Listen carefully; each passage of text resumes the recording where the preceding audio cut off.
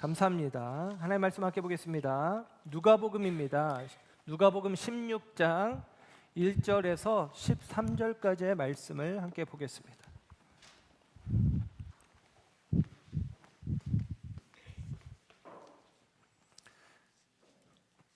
하나님의 말씀 누가복음 16장 1절에서 13절의 말씀 함께 합독합니다. 시작. 또한 제자들에게 이르시되 어떤 부자에게 청지기가 있는데 그가 주인의 소유를 낭비한다는 말이 그 주인에게 들린지라.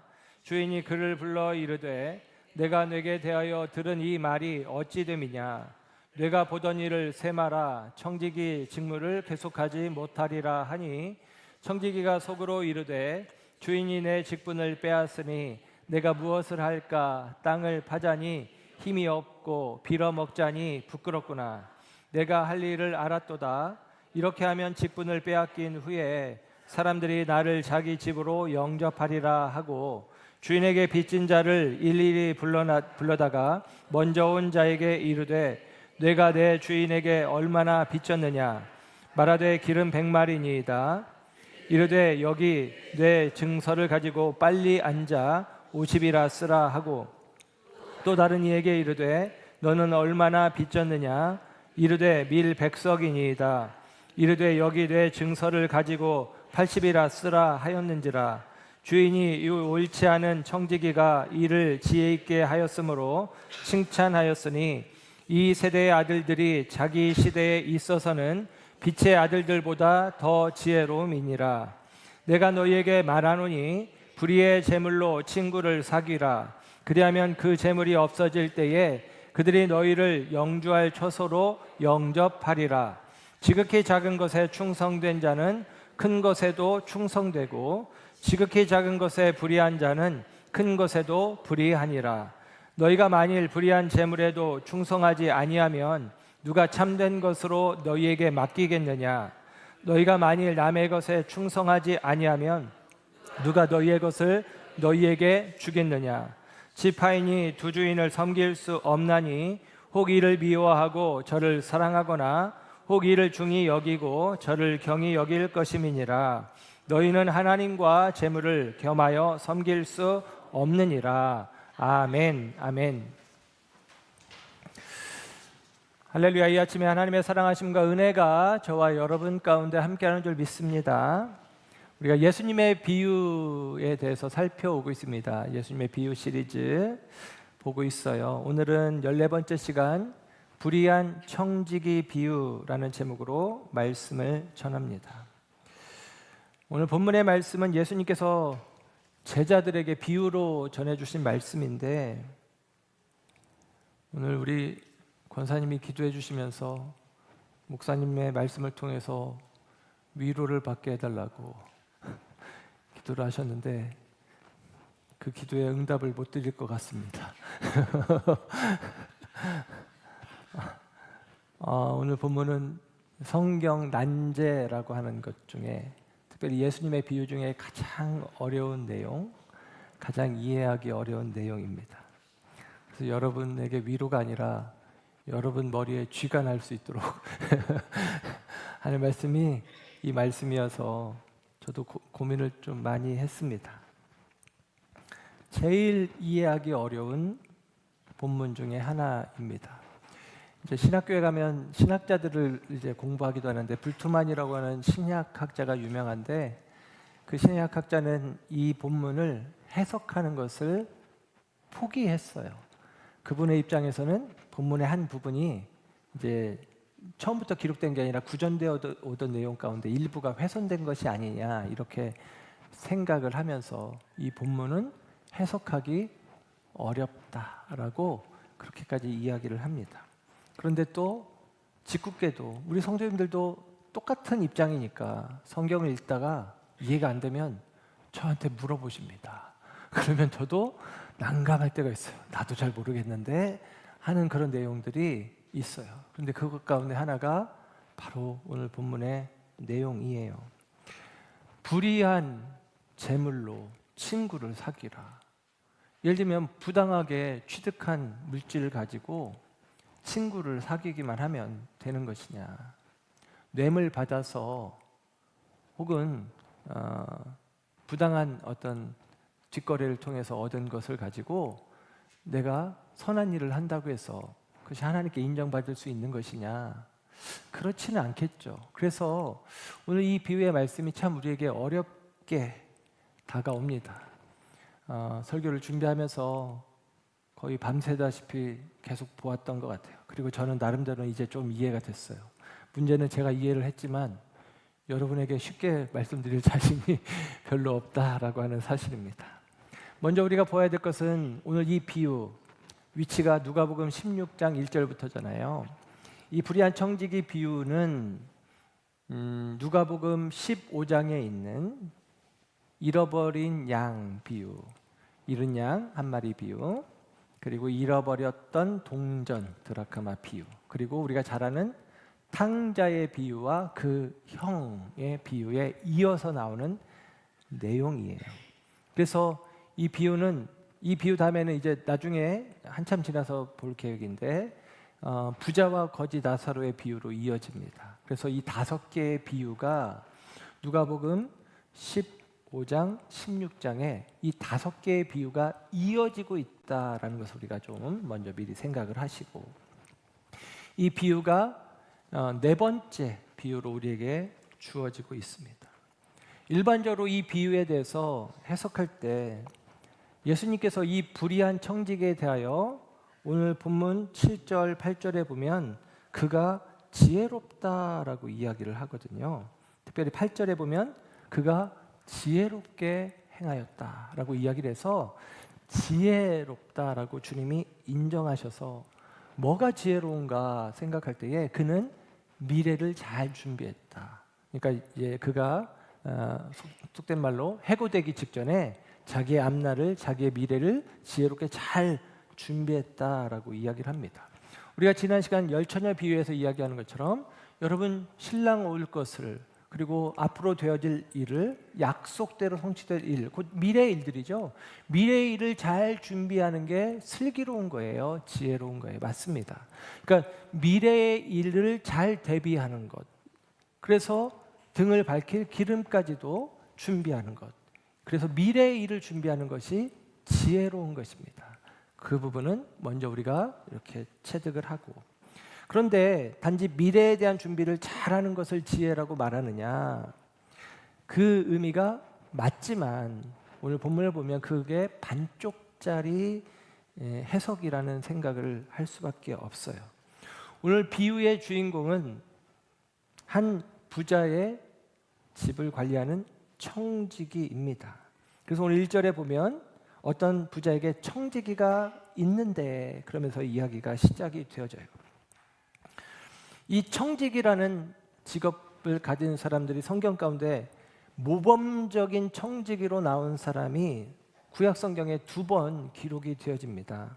첫째는 아브라함의 청지기 역할을 했던 엘리에셀이라고 하는 사람이에요. 그러니까 그 집의 하인, 종이면서 그 집의 집사 역할을 맡고 있는 그런 사람입니다. 그게 엘리에셀이에요. 엘리에셀, 그리고 또 한 사람은 보디발의 집에서 청지기 역할을 했던 우리가 잘 아는 요셉입니다. 둘 다 지혜롭고 성실한 청지기였음을 볼 수가 있어요. 엘리에셀은 아브라함이 아들 이삭이 생기기 전에 엘리에셀을 자기 후계자로, 자기 상속인으로 삼을 마음을 품을 정도로 아브라함의 마음을 얻었던 성실한 청지기였습니다. 아들 이삭이 생긴 다음에는 그 일이 무효가 되었지만 아들 이삭의 혼인 문제를 전적으로 엘리에셀에게 맡길 만큼 신뢰하고 믿을 만한 사람이 엘리에셀이라고 하는 청지기였습니다. 그리고 또 한 사람 요셉은 보디발이라고 하는 이 애굽의 왕, 바로 왕의 친위 대장이었죠. 그 보디발의 집에서 보디발이 자기 아내 외에는 모든 집안의 모든 것들을 다 요셉에게 맡길 만큼, 그러니까 얼마나 신뢰했으면, 얼마나 인정받았으면 하는 거죠. 그만큼 성실하고 지혜로운 청지기 역할을 했던 것이 바로 요셉이기도 하다라는 것입니다. 아마 오늘 본문 속에 있는 청지기도 처음에는 그랬을 것 같아요. 믿을만 하니까, 똘똘하니까, 열심히 하니까 이 집에서 그를 청지기로 삼지 않았겠습니까? 이 주인이 그를 청지기로 여기고 청지기의 직분을 맡겼습니다. 자기 소유, 주인의 소유를 다 맡긴 거예요. 그런데 문제는 신실해야 할 청지기가 그렇지 않았다라는 사실이죠. 성경은 그의 행실이 소문을 통해서 주인의 귀에 들려왔다라고 이야기합니다. 오늘 본문 1절을 다시 볼까요? 어떤 부자에게 청지기가 있는데 그가 주인의 소유를 낭비한다는 말이 그 주인에게 들린지라 그럽니다. 그 주인의 귀에 들렸는데 그냥 소문이 들렸다라기보다는 여기서 들렸다라는 말이 디아발로라는 말이 쓰여지는데요. 이 말은 사탄이 성도를 참소한다, 고발한다, 이때 쓰여지는 말이 디아발로라는 말이에요. 그래서 이 마귀를 디아볼로 그렇게 표현하잖아요. 디아볼로, 참소자, 고소자, 그런 뜻입니다. 그러니까 지금 어떤 누군가가 고발을 한 거예요. 찌른 거예요. 우리식으로 표현하면 주인의 재물을 지금 낭비하고 있습니다 라고 누군가 고소한 것이죠. 이 고소로 말미암아 이제 그는 위기를 만나게 됩니다. 어려움을 겪게 됩니다. 그 어려움은 그의 직분에서 쫓겨나는 것이고 그리고 해고되는 것이고 또 하나는 자칫 잘못했다가는 우리식으로 표현하면 그 재산상의 손해에 대해서 갚아야 하거나 혹은 우리식으로 표현하면 감옥에 가야 되는 경우도 있을 수 있는 상황이 되어진 것입니다. 오늘 이 청지기가 하는 일은 무엇일까 했을 때 성경의 내용을 보면 빚을 탕감해주는 이야기를 하고 있거든요. 그러니까 빚을 탕감해주는. 그래서 5절에 보면 주인에게 빚진 자들을 일일이 불러서 얼마를 빚졌느냐 그렇게 이야기하면서 빚에 대한 이야기가 나와요. 그런데 여러분 이 청지기라고 하는 직분이 미슈나 이 유대 율법에 의하면 청지기 혹은 대리인의 역할을 하는 일을 세 가지 부류의 사람들이 하는데 첫째는 샬루하흐라고 하는 것. 이것은 오늘 무보수나 보수를 받는 총대리인, 집사 같은 역할을 하는 사람입니다. 두 번째는 사르소르라고 하는 건데 이것은 돈을 받는 중개인이에요. 그러니까 우리로 치면 부동산 공인중개사처럼 한 건 한 건당 이렇게 돈을 받는 경우들입니다. 또 무르쉐라고 하는 것은 소송 권한을 가진 변호사예요. 그러니까 이런 사람들이 다 청지기라고 불리는데 그들 가운데 오늘 본문에 나오는 사람은 샬루하우, 말하자면 어떤 청지기냐면 어떤 집에서 무보수 혹은 보수를 받으면서 집사 역할을 하는 총 지배인 같은 역할을 하는 사람입니다. 오늘 본문의 청지기는 그 역할을 하고 있는 거예요. 그런데 보수를 받는 청지기였음에 조금 이렇게 분명합니다. 보수를 받는 청지기로서 한 집의 모든 일을, 이 주인의 모든 일을 그가 관할하고 있다라고 하는 사실입니다. 그리고 그는 또 한편 어떤 일을 하느냐, 이 집의 일을 관할하는데 그의 재산을 관할하는 것 가운데 중요한 것은 뭐냐면 이 재산이 무엇이라고 봐야 되냐면 단지 돈, 그 돈을 꿔주고 받는 식으로 이야기하면 안 된다라는 생각을 해요. 말하자면 중간에 보면 사람들을 불러 모아서 빚졌던 사람들을 불러 모아서 네가 얼마나 빚졌냐? 기름 50이다. 100이다. 그럼 50이라고 적어라. 밀가루 100이다. 그럼 80이라고 적어라. 이렇게 얘기를 하거든요. 이게 무슨 얘기냐면 그냥 단순하게 말씀드리겠습니다. 그가 하는 일은 토지 관리인의 역할을 하고 있다는 것입니다.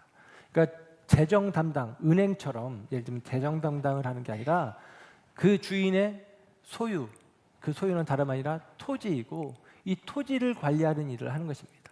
그 주인의 토지를 누군가에게 소작을 줄 때, 빌려줄 때 그것들을 계약서를 작성하고 하는 일들을 하는 것이 오늘 본문에 나오는 청지기의 일입니다. 주인이 고리 대금업자가 아니란 말이에요. 그래서 어떤 이들은 해석을 할 때 예를 들면 100에서 기름은 100에서 50을 감면해 주니까 50%잖아요. 그러니까 이자를 감면해 줬다는 해석을 하기도 하거든요. 그럼 50%의 이자 이렇게 볼 수가 없단 말이죠. 그리고 오늘 본문에 나오는 주인은 하나님을 상징하는 그런 의미들을 갖고 있어요. 그래서 고리대금 업자로 이해해서는 안 되고 하나님께서 그런 식으로 이해될 수는 없죠. 그래서 이 주인의 토지를 관리하는 사람이었다라고 생각해 볼 수 있습니다. 그러니까 그 주인에게 토지를 빌려 쓰는 사람들, 소작농들 혹은 임차인들이 있죠. 미시나 규정에 의하면 토지의 임대법에 또 세 가지 규정이 있어요. 첫째는 곡식에 일정한 비율을 주는 소작인입니다. 그러니까 일정한 비율을 주는 거죠. 그러니까 내가 만약에 올해 농사를 지어서 100섬을 거둬들였다면 20섬을 드리기로 한다. 이렇게 약속을 한다든지 20% 혹은 30% 이렇게 비율로 준다든지 혹은 추수한 곡식 중에 정해진 분량을 주는 소작인이 있습니다. 이것을 하키레인이라고 하는데 이런 소작인들은 그냥 땅을 빌릴 때 아예 미리 정하는 거예요. 그러니까 올해 풍년이든 흉년이든 상관없이 이 땅의 넓이만큼 예를 들면 뭐 평당 뭐 한 섬을 드리겠습니다. 뭐 한 마지기당 한 섬을 드리겠습니다. 우리식으로 표현한다면 그렇게 미리 정한 상태에서 가는 경우가 있고 또는 임차료를 돈으로 지불하는 방식들이 있다는 거예요. 이 세 가지 경우가 미시나 규정에 나오는데 오늘 본문의 내용을 이렇게 비추어 보면 추수한 곡식 중에 정해진 분량을 드리기로 결정하고 토지를 빌린 것으로 여겨집니다. 임차인들은 그러니까 주인의 땅을 청지기가 계약서를 써주는 상황 속에서 땅을 빌리는 사람들에게 그 땅의 어떤 효용 가치에 따라서 얼만큼 너 내야 돼라고 미리 계약서를 작성한 상태에서 땅이 빌려진 상태, 이 상태라는 사실을 우리가 생각해 볼 수 있어요. 그런데 주인에게 이 청지기가 주인을 하면서 낭비하는 일들이 있었다라는 이야기가 고발로 들어오게 됩니다. 그때에 주인이 그렇다면 여러분 믿고 맡겼는데 첫째는 배신감이 들지 않겠습니까? 화딱지도 나고 배신감도 들고 더군다나 내 재산을 낭비하고 있다고 하니 내 재산을 그가 손해를 끼치고 있다고 하니 하는 마음에 주인이 불효령을 내릴 수 있는 상황입니다.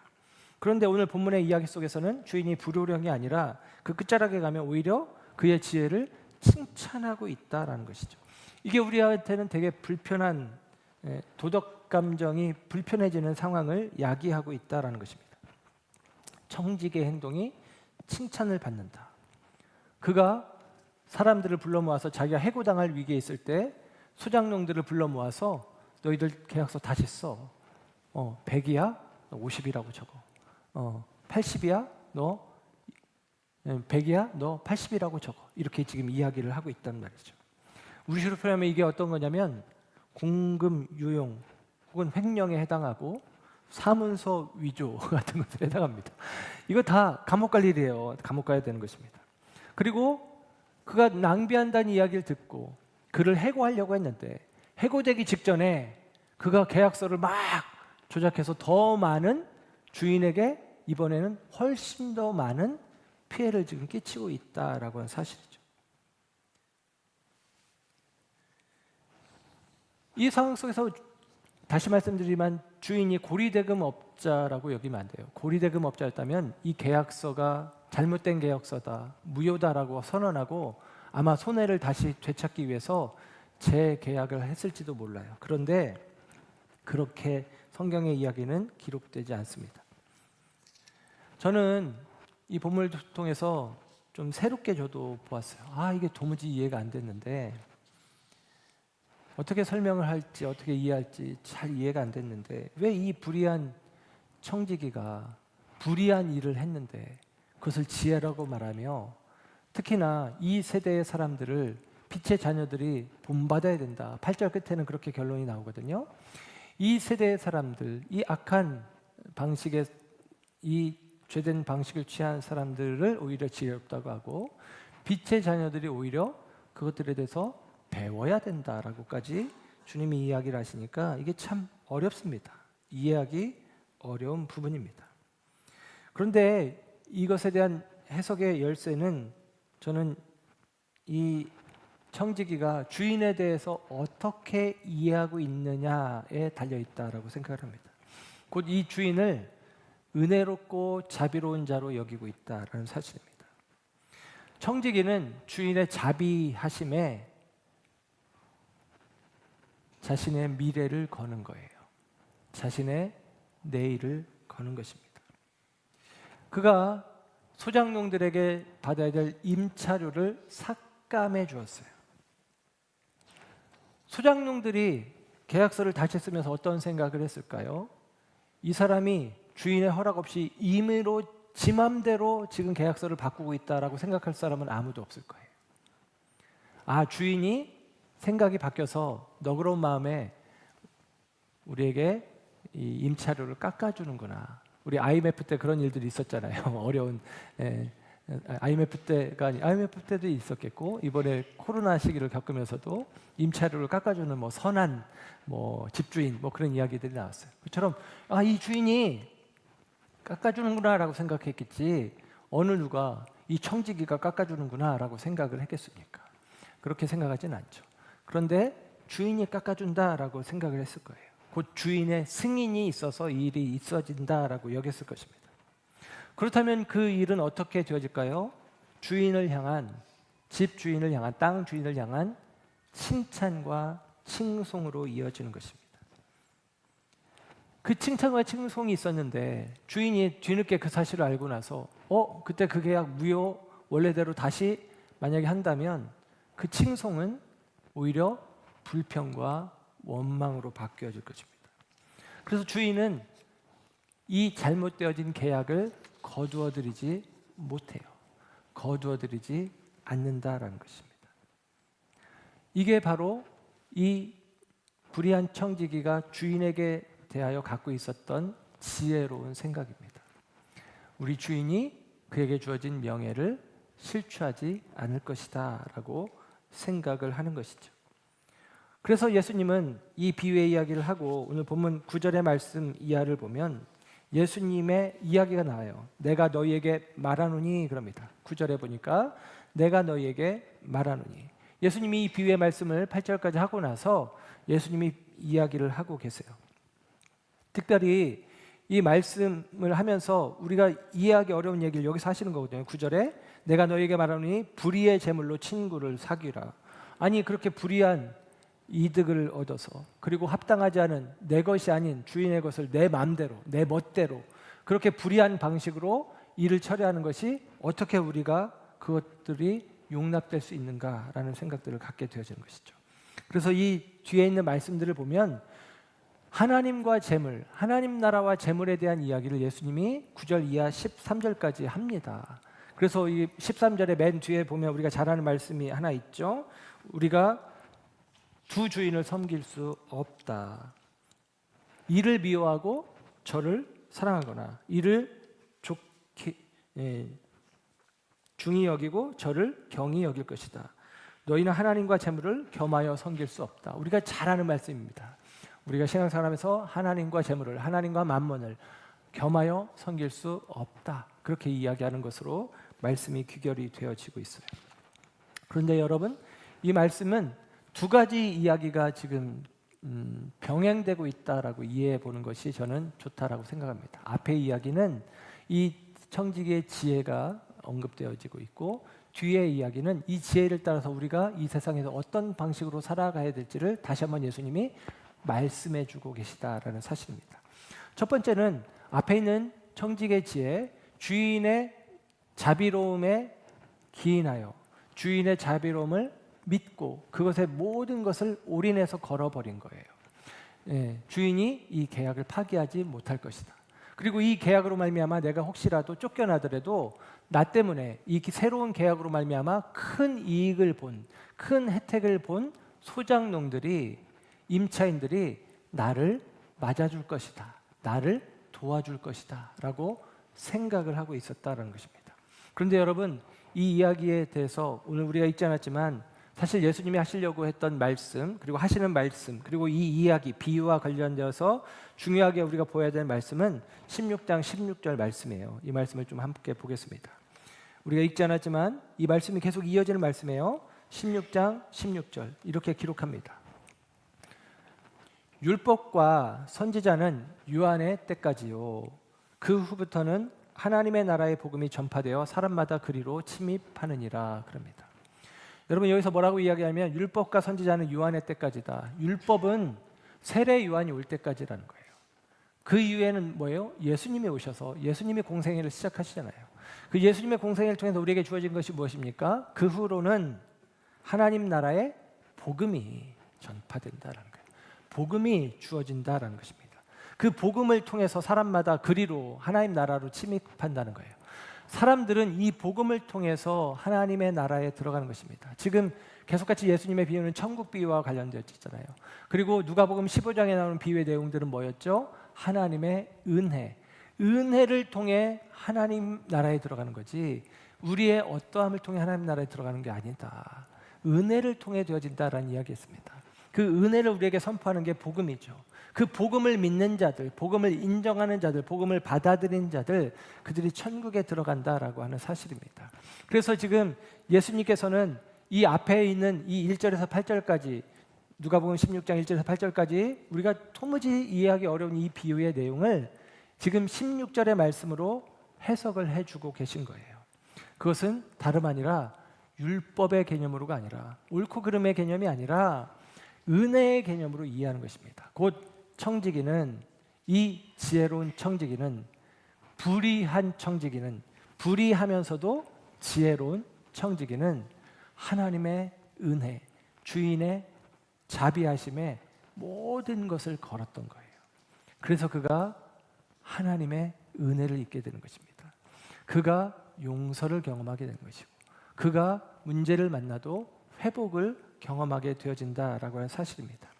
예수님께서는 이 복음에 대해서 다시 한번 말씀을 해주고 계세요. 그리고 이 은혜에 대해서 깨닫는 자들, 이 은혜의 원리에 대해서 아는 자들, 그 하나님의 은혜에 속한 자들, 그들은 새로운 물질관, 새로운 가치관을 가지고 살아간다라고 9절 이하에 우리 가운데 이야기를 해주고 있습니다. 다시 한번 9절의 말씀을 보겠습니다. 내가 너에게 말하노니 불의의 제물로 친구를 사귀라. 그리하면 그 제물이 없어질 때 그들이 너희를 영주할 처소로 영접하리라. 앞에 있었던 비유의 이야기, 이 불의한 청지기가 내가 계약서를 다시 써서 이 임차인들에게 소장농들에게 이익을 주면 내가 쫓겨났을 때 내가 땅을 파서 돈 벌어먹기는 내가 체력이 없고 내가 구걸해서 먹고 살자니 쪽팔리고 안 되겠고 내가 그들에게 가서 도움을 청할 때 그들이 나를 외면하지 않을 거야. 이렇게 이야기했단 말이에요. 그들이 너희를 영접할 것이다. 그런데 여기 보면 영주할 처소라고 하잖아요. 9절에 보면 영주할 처소라는 게 뭐냐면 영원한 거처예요. 여러분 아무리 나를 혜택을 줬다고 그 사람을 내 영원히 내 집에 모시겠습니까? 그런 의미가 아니죠. 하나님 나라를 상징하는 것입니다. 여러분 일반적으로 이 해석을 어떻게 할 수 있냐면 불의한 재물이라고 이야기할 때 우리는 이 청지기가 사용한 재물이 불의한 재물이라는 것을 이미 내용을 알기 때문에 이야기를 알기 때문에 알고 있습니다.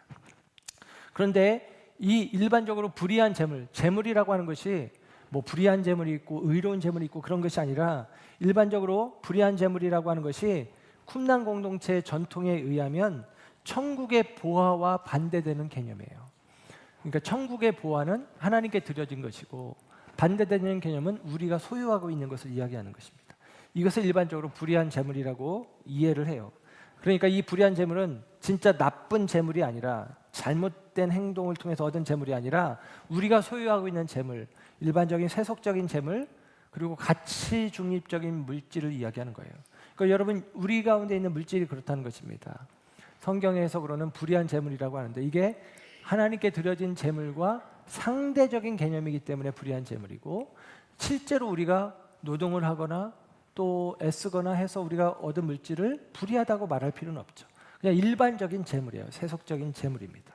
그런데 이 일반적인 재물을 어떻게 하라고 하냐면 친구를 사귀라는 거예요. 그런데 이 본문에서 생략되어진 한 단어가 있어요. 헬라어 단어 헤아우토이스라는 단어입니다. 이 말은 무슨 말이냐면 너 자신을 위해서라는 거예요. 자기 자신을 위해서. 그러니까 여기서 이렇게 말할 수 있죠. 너희 스스로를 위해서 불의의 제물로 친구를 사겨라. 이렇게 예수님 말씀하시는 거예요.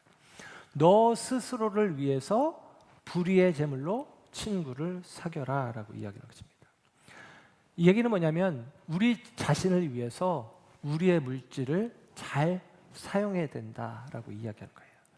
우리 자신을 위해서, 나를 위해서 물질을 잘 사용해야 된다. 물질을 잘 사용하는 것이 나를 위한 것이다. 스스로를 위한 것이다 라고 주님이 말씀해 주고 있습니다.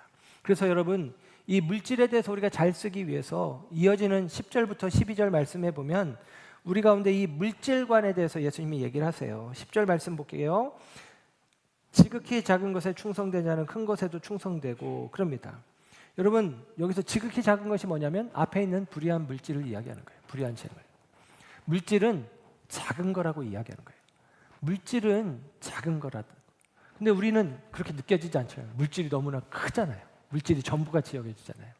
그런데 예수님은 말씀하는 거예요. 물질은 작은 거야. 이거 잘 사용해야지. 큰 것도 너희들이 잘 사용할 수 있어. 너희들이 물질을 잘 사용해야 너희들이 더 중요한 것도 잘 사용할 수 있어 라고 물질을 작은 거라고 지금 규정하고 계세요. 그리고 11절에 가면 이렇게 이어집니다. 재물이 하나님이 맡겨주신 거라는 거예요. 너희가 만일 불의한 재물에도 충성하지 않으면 이 불의한 재물을 내가 가지고 충성해야 된다는 거예요. 그러니까 우리에게 주어진 물질은 하나님 우리에게 맡겨준 거라는 거죠. 내 게 아니란 겁니다. 그래서 청지기라는 말이 있는 거예요. 청지기는 맡은 자거든요. 우리는 이 재물을 맡은 거야. 내 게 아니다라는 인식이 필요하다는 거예요. 재물은 작은 거야. 재물은 네 게 아니야. 재물은 너가 잠시 맡은 거야 라고 이야기를 하고 있어요. 그리고 12절에 가면 이 물질에 충성하지 못하면 하나님이 내게 주신 복된 삶을 누릴 수 없다라고 이야기를 합니다. 12절 너희가 만일 남의 것에 충성하지 아니하면 누가 너희의 것을 너희에게 주겠느냐. 우리에게 맡겨진 것을 우리가 잘 사용할 때 하나님이 나에게 주시고자 하시는 진짜 내 것으로 나에게 채워주신다라고 이야기를 하고 있다라는 것입니다. 그러므로 여러분, 우리가 물질을 사용함에 있어서 영원히 내 것인 내 영혼을 위해서 사용하는 지혜가 필요해요. 그러니까 물질을 사용하는 데 있어서 물질은 잠깐 있는 것이고 작은 것이고 영원하고 참된 것은 내 영혼이잖아요. 그러니까 내 영혼을 위해서 물질을 쓸 줄 아는 것이 지혜다라는 거예요. 이 앞에 있는 내용에 이 불의한 청지기는 자기를 진짜 위해서, 진짜로 말하자면 불의한 재물을 자기의 앞날을 위해서, 영혼을 위해서, 삶을 위해서 써버린 거죠. 그게 지혜라는 거예요. 여러분, 예수님의 말씀이 이것입니다. 저와 여러분이 우리 영혼이 귀한 거예요. 이 영혼을 위해서 우리에게 주어진 물질을 쓸 수 있는 지혜가 필요하다라고 이야기를 하고 있습니다. 여러분, 이 비유는 재밌게도 하나님과 재물을 겸하여 섬길 수 없다라는 13절의 말씀으로 끝나지만 이어지는 14절의 말씀은 이렇게 기록이 돼요. 14절 바리새인들은 돈을 좋아하는 자들이라 이 모든 것을 듣고 비웃거늘 그럽니다. 이 얘기를 누가 들었어요? 바리새인이 들었대요. 사실 1절에는 제자들에게 예수님이 말씀하셨어요. 그러니까 이 비유의 이야기는 제자들에게 말씀하실 때 바리새인들도 옆에서 들은 거예요. 그렇죠? 그런데 바리새인들이 들으면서 예수님의 이 말씀을 듣고 비웃었대요. 이유가 뭐냐? 돈을 사랑하는 사람들이라는 거예요. 재물을 좋아하는 사람들이니까. 돈을 좋아하는 사람들이니까 아니 돈을 이웃을 위해서 쓰라고? 미쳤어? 말도 안 돼? 그게 어떻게 나를 위한 거야? 있을 수 없어? 이렇게 판단했다라는 것이죠. 바리새인들은 경건적인 외형은 경건을 추구하고 있는 것처럼 하나님의 법을 추구하고 있는 것처럼 여겨졌지만 실제 관심사는 돈이었다라고 예수님이 고발하고 있습니다.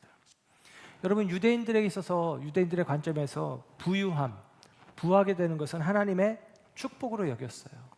바리새인들이 돈을 취하고 있는 것은 그들이 하나님의 복을 받은, 왜? 율법을 잘 지켜서 복 받은 거야 라고 생각했다라는 것입니다. 그런데 이 부를 나눠주는 것이 이해가 되지 않는 거죠. 그들은 율법을 지켜서 하나님의 복을 받음으로 내가 이 복의 근거를 가지고 천국에 들어갈 수 있을 것처럼 생각했단 말이에요. 그런데 예수님의 가르침은 그게 아니라는 거죠. 율법의 시대는 세례 요한에게서 끝났고 지금 복음의 시대가 예수님을 통해서 열려졌다는 거예요. 자기의 공로로, 자기의 행위로, 자기의 율법 지킴으로 구원을 받는 게 아니라 하나님의 은혜에 온전히 기대어 서는 자만이 하나님의 구원을, 하나님의 나라에 들어가는 은총을 얻을 수 있다라고 다시 한번 예수님이 말씀해주고 있다라는 사실입니다. 그래서 여러분, 이어지는 15절을 볼까요? 15절, 예수께서 이르시되 너희는 사람 앞에서 스스로 옳다 하는 자들이나 너희 마음을 하나님께서 아시나니. 지금 바리새인들은 자기들이 지금 부유한 것이 스스로 옳다고 여기는 거예요. 이게 율법의 성취라고 여기는 거예요. 하나님의 축복의 성취라고 여기는 거예요. 그런데 너희 마음을 하나님이 아시나니 사람 중에 높임을 받는 그것을 하나님 앞에 미움을 받는 것이 된다라고 이야기를 합니다.